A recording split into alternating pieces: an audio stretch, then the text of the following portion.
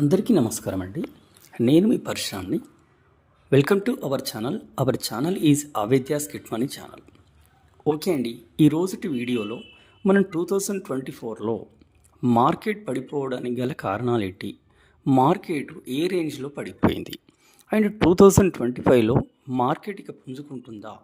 లేదంటే కంటిన్యూషన్‌గా selling pressure వల్ల ఇంకా పడిపోతూనే ఉంటుందా? అనే విషయాల గురించి మనం క్లియర్‌గా చూద్దామండి. ఓకే అండి. మా ఛానల్ తరపున నాదొక చిన్న రిక్వెస్టు. ఎవరైనా మా వీడియోని మొదటిసారి చూస్తున్నట్టయితే లైక్ చేయండి. ఈ ఇన్ఫర్మేషన్ ఎవరికైనా యూజ్ అవుతుందంటే షేర్ చేయండి. అదేవిధంగా మా క్వాలిటీ రెగ్యులర్ అప్డేట్స్ మీరు పొందాలనుకున్నట్టయితే సబ్స్క్రిప్షన్ చేసుకోండి. సో ఇంకొక విషయం అండి.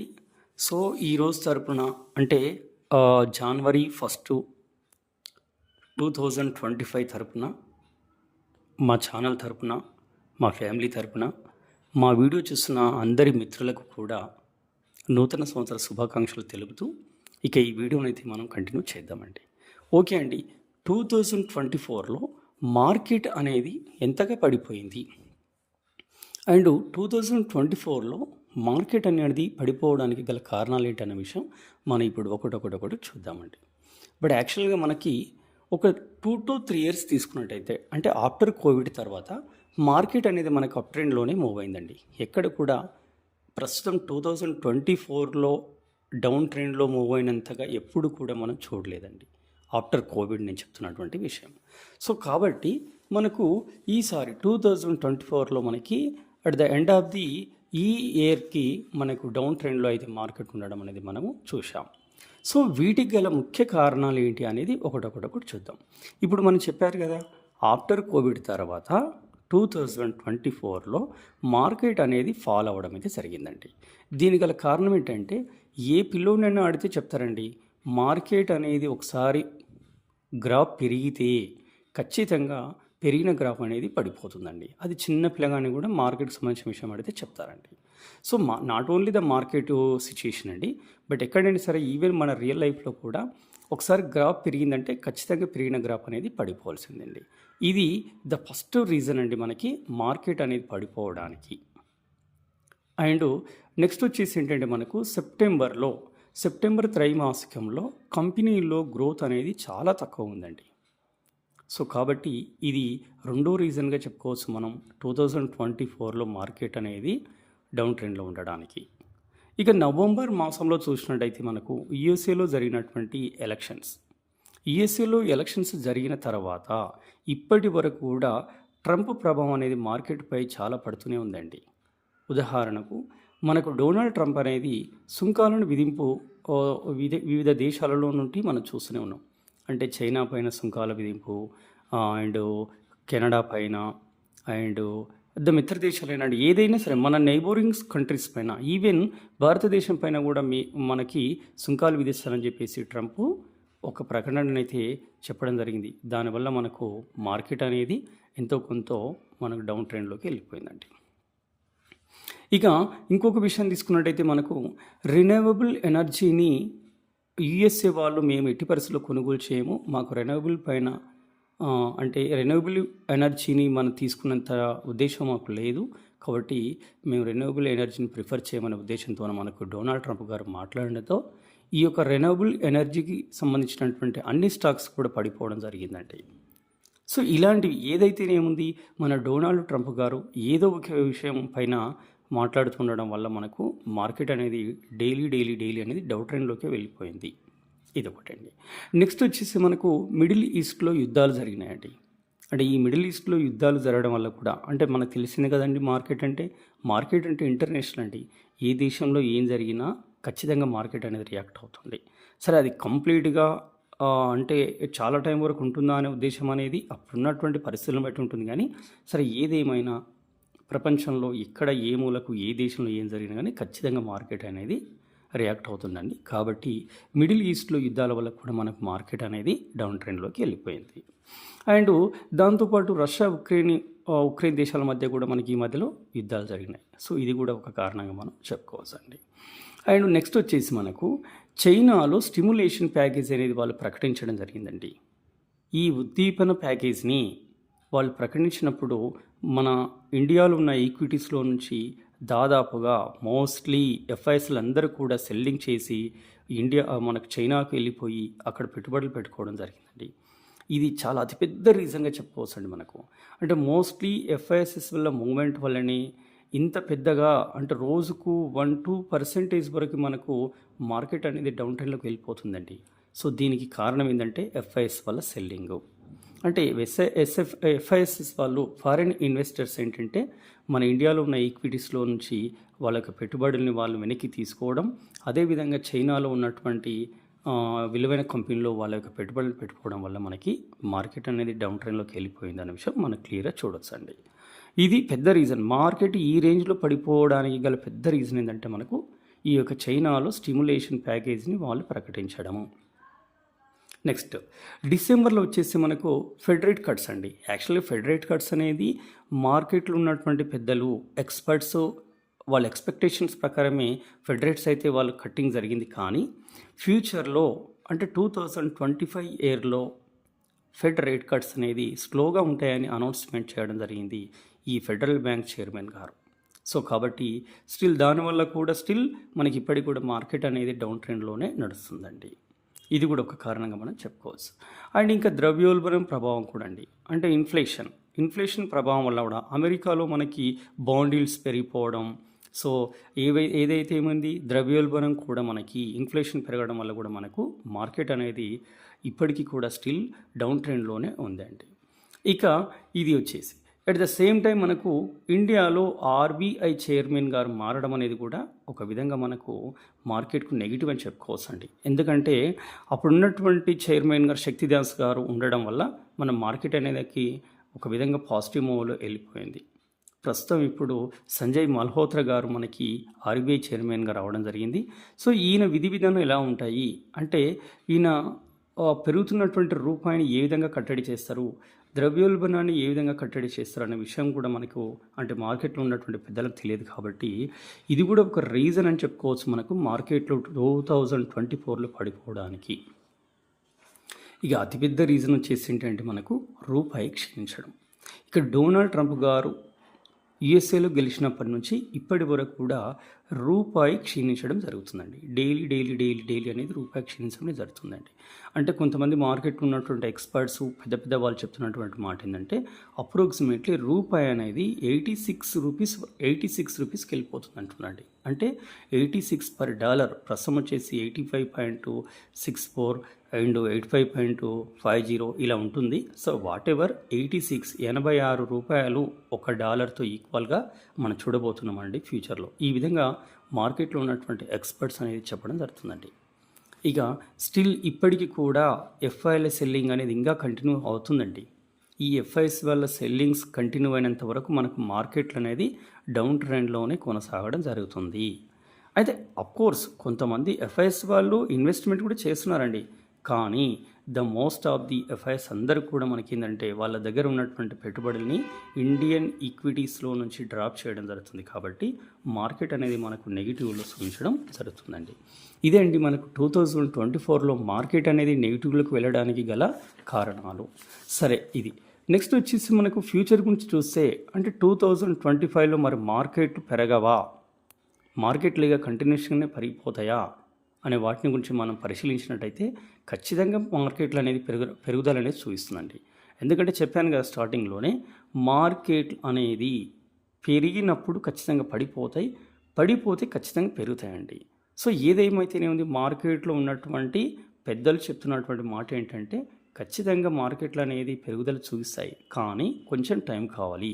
ఎందుకంటే ఆఫ్టర్ కోవిడ్ తర్వాత మార్కెట్లు అనేది చాలా వరకు అప్ ట్రెండ్ మూమెంట్లోనే వచ్చాయి, కానీ ఎక్కడ కూడా మనకు నెగిటివ్లోకి వెళ్ళలేదండి. సో కాబట్టి మార్కెట్లు అనేది ఫ్యూచర్లో పెరుగుతాయని చెప్పడానికి 100% అయితే కారణాలు ఉన్నాయండి.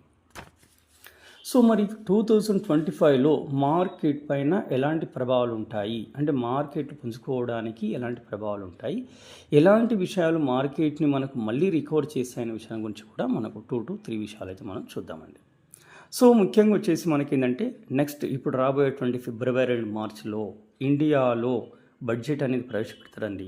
సో కాబట్టి ఈ ప్రవేశపెట్టేటువంటి బడ్జెట్లో మంచి కీలక ప్రకటనలు వస్తే, అంటే పెద్ద పెద్ద భారీ ప్రకటనలు వస్తే ఖచ్చితంగా మార్కెట్లు అనేది రికవర్ అవుతాయండి. ఇందులో నో డౌట్ అట్ ఆల్. మనం ఖచ్చితంగా గుండె మీద చేసుకొని చెప్పొచ్చండి, మనం ఖచ్చితంగా మార్కెట్లు అయితే పెరుగుతాయి ఈ యొక్క బడ్జెట్ సమావేశాల తర్వాత. నెక్స్ట్ వచ్చేసి ఆర్బీఐ వాళ్ళ నుంచి మనకు జీడిపిపై మంచి ప్రకటన చేశారండి. అంటే ప్రస్తుతం యాక్చువల్గా అయితే మేము అంటే సెకండ్ టర్మ్లో లేదంటే సెప్టెంబర్ త్రైమాసికంలో కంపెనీల గ్రోత్ కానీ జీడిపి వృద్ధి కానీ కొంచెం తగ్గిందన్న విషయం నిజమే, కానీ ఖచ్చితంగా నెక్స్ట్ అంటే ఇప్పుడు డిసెంబర్లో ఉన్నటువంటి త్రైమాసికంలో లేదంటే నెక్స్ట్ వచ్చేటువంటి త్రైమాసికంలో ఖచ్చితంగా గ్రోత్ ఉంటుందని మాత్రం ఆర్బీఐ నుంచి మనకు ఒక ప్రకటన అయితే వెలువడడం జరిగిందండి ఇండియాలో. సో కాబట్టి నా ఉద్దేశం కూడా ఏంటంటే ఖచ్చితంగా అనేది జీడిపి వృద్ధి ఉంటుంది. సో ఇది కూడా జీడిపి వృద్ధి ఉన్నట్లయితే మనకి ఖచ్చితంగా మార్కెట్లలో ఒక పాజిటివ్ మూమెంటం అయితే తీసుకొస్తాయండి. నెక్స్ట్ వచ్చేసి మనకి ఇంకా ఏం చెప్పుకోవచ్చు అంటే మనకు సరే ఏదైతేనేముందండి కొన్ని విషయాలు మాట్లాడుకోవచ్చేసి మనకి ఏంటంటే 2025 జనవరి 20 ఆ రోజు నాడు మన డొనాల్డ్ ట్రంప్ గారి యొక్క ప్రమాణ స్వీకారం, అంటే ఆయన అధికారం చేసుకున్నటువంటి రోజు అండి అది. సో మరి ఆ రోజుటి వరకు అయితే మాత్రం ఏదో విధంగా మార్కెట్లు అయితే మాత్రం మనకు సబ్దుగా అంటే స్లో డౌన్గానే ఉంటున్నాయండి, అంత ఓవర్గా రియాక్ట్ అయితే కావండి. మరి జనవరి 20 తర్వాతనైనా మరి రికవర్ అవుతాయా సార్ అంటే అవుతాయండి, కానీ జనవరి 20 తర్వాత ఆయన యొక్క ప్రకటనలు ఎలా ఉంటాయో మనకేం తెలుసండి. అంటే ఫ్యూచర్లో ఫర్దర్ మన డొనాల్డ్ ట్రంప్ గారు ఇచ్చేటువంటి ప్రకటనలపైన ఆయన నిర్ణయాలపైన ఖచ్చితంగా మార్కెట్ అనేది మాత్రం పాజిటివ్గా వెళుతుందండి. అంటే చాలామంది పెద్దలు ఇప్పుడు కూడా ఇండియన్ మార్కెట్స్లో అంటే 2025 జనవరి తర్వాత ఇండియన్ మార్కెట్స్ అనేది చాలా బాగుంటున్నామని ఎక్స్పెక్ట్ చేస్తున్నారండి. ఎందుకంటే డొనాల్డ్ ట్రంప్ గారు మనకు ఇండియాకు సపోర్టివ్గానే ఉంటారు. డొనాల్డ్ ట్రంప్ గారి వల్ల ఇండియాలో ఉన్నటువంటి మార్కెట్స్కి ఎలాంటి ప్రాబ్లం అయితే ఉండదనే ఉద్దేశంతోనే అందరూ కూడా ఉన్నారండి. సరే వాట్ ఎవర్ ఏదైతేనేముంది మనం కూడా దాని గురించి అయితే వేచి చూద్దామండి. అండ్ ఎందుకంటే ఒక విషయం చెప్పాల్సింది ఏంటంటే ఆయన ఏదైనా సరే అండి అతను ఇచ్చేటువంటి డిసిజన్స్ ఎలా అంటే మనకు వరల్డ్ వైడ్ కూడా మనకు మార్కెట్లు అనేది ఖచ్చితంగా రియాక్ట్ కావాల్సి ఉంటుంది. కాబట్టి ఆయన యొక్క నిర్ణయాలకు కట్టుబడి ఉంటున్నాం. మనకు ఫ్యూచర్లో అయితే మార్కెట్లు అనేది ఖచ్చితంగా పెరుగుకుంటాయని మాత్రం చెప్పవచ్చు. దీంతోపాటు కొన్ని బ్రోకరేజ్ సంస్థలు కూడా ఖచ్చితంగా అయితే మనకు 26,000 పైన అయితే మార్కెట్లు ఉంటుండొచ్చు అనే అంచనాలకు అయితే వచ్చారండి. ఎందుకంటే సిటీ కానీ, బ్యాంక్ ఆఫ్ అమెరికా కానీ, అండ్ బజాజ్ బ్రోకరేజెస్ కానీ, జెఫ్రీస్ కానీ, సో వాట్ ఎవర్ ఇలాంటి కొన్ని బ్రోకరేజ్ సంస్థలన్నీ కూడా వాళ్ళ యొక్క అనాలిసిస్ చేసి వాళ్ళ అనాలిసిస్ ప్రకారం ఖచ్చితంగా 26,000 పైన అయితే మనకు మార్కెట్లు ఉంటాయి ఖచ్చితంగా 2025 అని చెప్తున్నారు.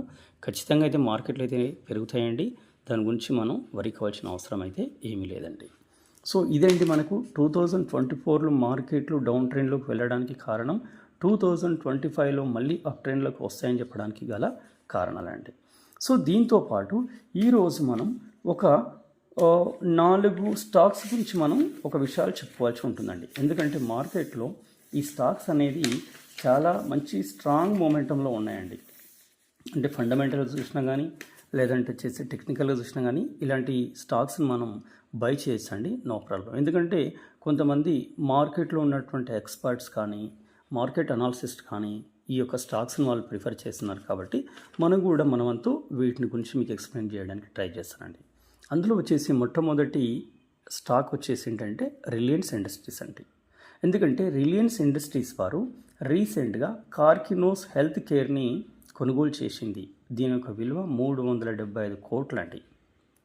సో కాబట్టి మనం ఒకసారి మార్కెట్లో రిలయన్స్ ఇండస్ట్రీస్ని ఏంటి అనేది ఒకసారి మీరు చూడండి, చార్ట్ని చూడండి. అంటే టెక్నికల్గా మీరు ఫండమెంటల్స్ కానీ టెక్నికల్ కానీ స్ట్రాంగ్ ఉందా లేదా చూసిన తర్వాత మీరు ఎంటర్ అవ్వండి. ఇంకా కార్కినోస్ హెల్త్ సెంటర్ లేదా కార్కినోస్ హెల్త్ కేర్ దానికి సంబంధించినటువంటి ముఖ్యమైన విషయాలు ఏంటి అంటే మనకు కార్కినోస్ 2020లో ప్రారంభం అవ్వడం జరిగింది. దీని యొక్క ప్రత్యేకత చూసినట్టయితే మనకు ఇది క్యాన్సర్ను గుర్తించడం, క్యాన్సర్ను నిర్ధారణ చేయడం దీని యొక్క ముఖ్య పని అండి. తర్వాత వ్యాధి నిర్వహణ కోసం హై టెక్నాలజీతో నూతన పరిష్కారాలను అందిస్తుంది మన యొక్క కార్కినోస్ హెల్త్ కేర్. ఈ కంపెనీ 2023 వరకే 60 హాస్పిటల్స్ భాగస్వామ్యం కలిగి ఉందండి. అదేవిధంగా ఇప్పుడు ప్రస్తుతం మణిపూర్లోని ఇంపాల్లో మల్టీ స్పెషాలిటీ క్యాన్సర్ హాస్పిటల్ని కూడా ఇది నిర్మిస్తుందండి. సో కాబట్టి ఈ కంపెనీలో ఫ్యూచర్ ఉంటుందని నేను ఎక్స్పెక్ట్ చేస్తున్నాను. ఖచ్చితంగా మీరు ఒకసారి రిలయన్స్ ఇండస్ట్రీస్ని ఓపెన్ చేసి అది మనకు ఫండమెంటల్గా కానీ టెక్నికల్గా కానీ ఏమైనా మనకు అంటే స్ట్రాంగ్గా ఉందా లేదా తెలుసుకున్న తర్వాత ఈ కంపెనీ గురించి మీరు ఒకసారి ఇందులో నుంచి ఎవరైనా ఇందులో పెట్టుబడులు పెట్టాలనుకున్నప్పుడు ఒకసారి ఆలోచించండి. ఎందుకంటే మనకు ఖచ్చితంగా సెకండ్ ఒపీనియన్ అయితే తీసుకోవాల్సినటువంటి అవసరం ఉందండి ఈ రోజులో. కాబట్టి మీ వంతు మీకు తెలిసిన వాళ్ళని కానీ లేదంటే మీకు ఒకవేళ నాలెడ్జ్ ఉంటే మీరు ఖచ్చితంగా ఈ యొక్క స్టాక్ను స్టడీ చేసిన తర్వాతనే మీరు బై చేయండి. నెక్స్ట్ వచ్చేసి నెక్స్ట్ స్టాక్ ఏంటంటే మనకు వ్యారీ రినవబుల్ టెక్నాలజీ లిమిటెడ్ అండి. మనకి ఈ మధ్యకాలంలో తెలిసినటువంటి విషయం ఏంటంటే వ్యారీ రినవబుల్ టెక్నాలజీ లిమిటెడ్ అనేది దాదాపుగా 40-50% వరకు డౌన్ఫాల్ అయిందండి. అంటే ఇది ఇప్పటికీ స్టిల్ చాలామంది ఇందులో ఉన్నారు.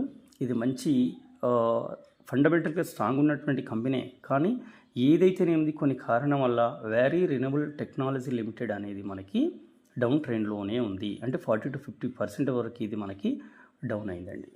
సో కాబట్టి అసలు వ్యారీ రినవబుల్ టెక్నాలజీ లిమిటెడ్ అనేది వచ్చేసి ఏంటంటే ఈ సంస్థ భారతదేశంలోని అతిపెద్ద సోలార్ పీవీ మోడల్స్ తయారీదారి అయిన వ్యారీ ఎనర్జీకి సంబంధించినటువంటి అనుబంధ సంస్థ. సో కాబట్టి కంపెనీ మంచిదేనండి, కంపెనీ ఉద్దేశం మంచిదే, కంపెనీ చేయబోయేటువంటి ప్రోడక్ట్ మంచిదే. కానీ ఏదో కొన్ని కారణాల వల్ల వ్యారీ రెన్యూవబుల్ టెక్నాలజీ లిమిటెడ్ అనేది మనకి డౌన్ఫాల్ అయితే అవ్వడం జరిగింది. సో కాబట్టి ఒకసారి ఈ విషయాన్ని కూడా మీరు మీ దృష్టికి తీసుకొస్తున్నాను. ఒకసారి వ్యారీ రెన్యూవబుల్ టెక్నాలజీ లిమిటెడ్ గురించి స్టడీ చేసి ఫండమెంటల్గా టెక్నికల్గా ఈ యొక్క స్టాక్ బాగుందంటేనే మీరు స్టాక్లో పెట్టుబడులు పెట్టండి.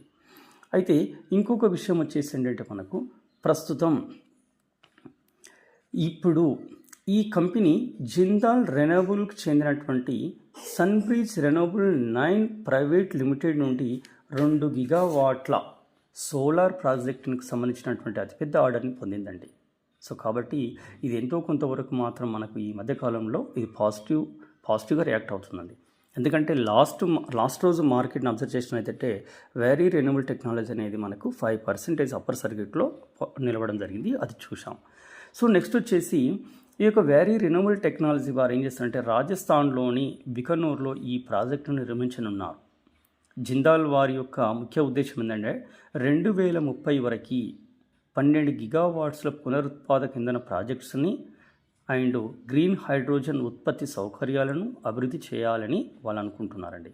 కాబట్టి ఖచ్చితంగా మనకు అంటే వ్యారీ రెన్యూవబుల్ టెక్నాలజీ లిమిటెడ్తో పాటు జిందాల్ వారు కూడా ఉన్నారు. కాబట్టి ఈ కంపెనీని ఒకసారి మీరు స్టడీ చేసి మీరు ఒక పెట్టుబడులు పెట్టాలనుకున్నట్టయితే మీరు దాన్ని ఫండమెంటల్గా టెక్నికల్ ఒకసారి అనాలిసిస్ చేయండి. ఇక నెక్స్ట్ స్టాక్ వచ్చేసి ఏంటంటే JSW ఎనర్జీ అండి. JSW రెన్యూవబుల్ ఎనర్జీ స్టాక్కి ఎక్స్పర్ట్ బయింగ్ రేట్ అయితే ఇస్తున్నారండి. మరియు 50% వరకు పెరిగే ఛాన్స్ ఉందని కూడా వాళ్ళు బలంగా చెప్పడం జరుగుతుందండి. దీనికి గల కారణం ఏంటంటే O2 పవర్ పూలింగ్లో ఒప్పందం కుదరడం. ముఖ్యంగా అన్ని రెన్యూవబుల్ స్టాక్స్ కూడా మనకి డిఫాల్ట్ బయింగ్ స్ట్రాటజీలు కూడా ఉన్నాయి. మరియు ఇవి 2 to 3 ఇయర్స్లో 5 రేట్లు పెరిగే అవకాశం ఉందని చాలామంది ఎక్స్పర్ట్స్ అయితే చెప్తున్నారండి. ఒకసారి మనకు ఇది ఎంతవరకు నిజం అనేది ఒకసారి మీరు చూడండి. ఎందుకంటే ఈ కంపెనీస్లో ఖచ్చితంగా గ్రోత్ అయితే ఉంటుందండి. రెన్యూవబుల్ ఎనర్జీ అనే దానికైతే మాత్రం స్టిల్ ఇప్పటివరకు ఎక్కడ కూడా మనకు డోకా లేదండి. ఖచ్చితంగా ఫ్యూచర్లో మంచి రిటర్న్స్ అయితే ఇచ్చే కంపెనీలో రెన్యూవబుల్ ఎనర్జీకి సంబంధించినటువంటి అన్ని కంపెనీలు కూడా ఉన్నాయండి. నెక్స్ట్ వచ్చేసి మనకు డిఫెన్స్ కంపెనీలు చూసినట్టయితే అంటే డిఫెన్స్లో ఉన్నటువంటి స్టాక్స్ చూసినట్టయితే Mazagon dock ship builder stocks, ఈ స్టాక్స్ అనేది రీసెంట్గా 1990 కోట్ల ఆర్డర్ని అయితే మినిస్ట్రీ ఆఫ్ డిఫెన్స్ నుంచి గెలుచుకోవడం జరిగిందండి. సో ఖచ్చితంగా ఈ మజగాన్ డాక్ షేర్ పైన ఒకసారి మీరు కనీసించండి. ఈ యొక్క మజగాన్ డాక్స్ను కూడా చూడండి. అది ఫండమెంటల్గా మరియు టెక్నికల్గా స్ట్రాంగ్గా ఉన్నట్టయితే ఈ స్టాక్లో మీరు పెట్టుబడులు పెట్టొచ్చండి. దానికి సంబంధించినటువంటి ఎలాంటి విషయమైనా కానీ మళ్ళీ మేము అప్డేట్ చేస్తామండి. సో వాట్ ఎవర్ ఇదండి ఈరోజు సంబంధించినటువంటి మన కంపెనీ విశేషాలు. మళ్ళీ కూడా నెక్స్ట్ మార్కెట్లో ఈ యొక్క కంపెనీలే కాకుండా కొన్ని పెన్నీ స్టాక్స్ కూడా ఉన్నాయండి. ఆ పెన్నీ స్టాక్స్ సంబంధించినటువంటి విషయాలు కూడా రేపటి వీడియోలో మళ్ళీ మీకు అప్డేట్ చేస్తానండి. సో మళ్ళీ మరొక మంచి అప్డేట్తో కలుద్దాం. Thank you everyone.